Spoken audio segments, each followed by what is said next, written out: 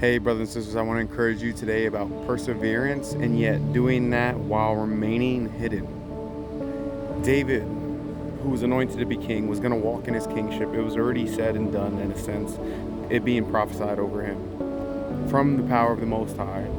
Yet, David had to flee and run from the current king named Saul. So there's certain times in your life when there's something coming your way and you know it, yet you have to run and endure in running away from it, in a sense. And furthermore, even remain hidden while running away.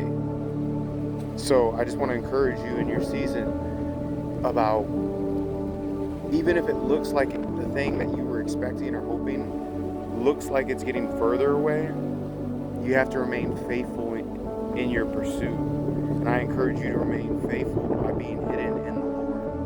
Hide into God, refuge into God, stay meek and humble and low. This is the spot to sit at in this midst of testing in this war season, because we're in the season of war.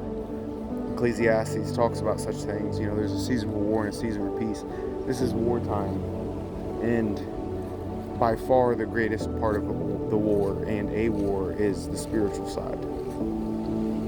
So I encourage you to really press in this season to seek the Lord's face and hide in Him for when the temptations, the testing, and the trials come. If you're not properly prepared and or humble, and pride is kind of standing strong in your life, you're going to give in. And then if you give in, then you have to deal with the consequences, because the accuser is going to stand before God and say, your son, your daughter, he did this, she did this. And therefore, God, you are a good God. You say that you reap what you sow, or you cannot break your word, God. And so this is kind of the prosecution process that the adversary will be doing against you in this season.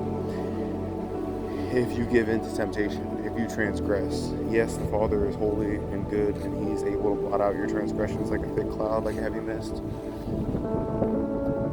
But I'm trying to encourage you what the better grace is. There's the grace of if you fall that you can get up. There's a better grace that can keep you up.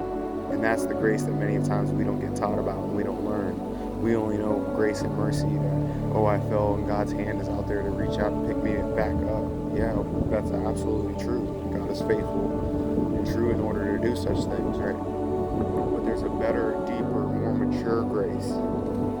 A grace of a power being given over to you and in you to be able to stand firm and stand firm indeed.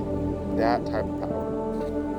And yet, especially when those stand firm times come, it's when the winds and the storms and the high waters are coming. And considering this is wartime, the adversary and the spirits, the demons, the watchers, all of it, the monitoring spirit, all of them are going to be on high alert right now. So there's just an understanding of being a tactician in your warfare. Get used to the seasons. Nonetheless, keep persevering, keep doing what you're doing, but take refuge in God. Really be intentional about what you're seeing, what you're dealing with. As the Lord says, lead me not into temptation.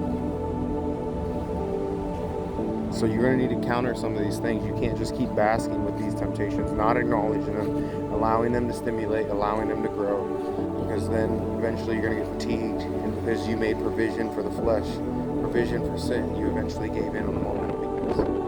So be honest, be vulnerable, ask for prayer. I leave this line and this social media is open for people to reach out and contact and whatnot. So I hope you all take care. God bless. Make war. Take care.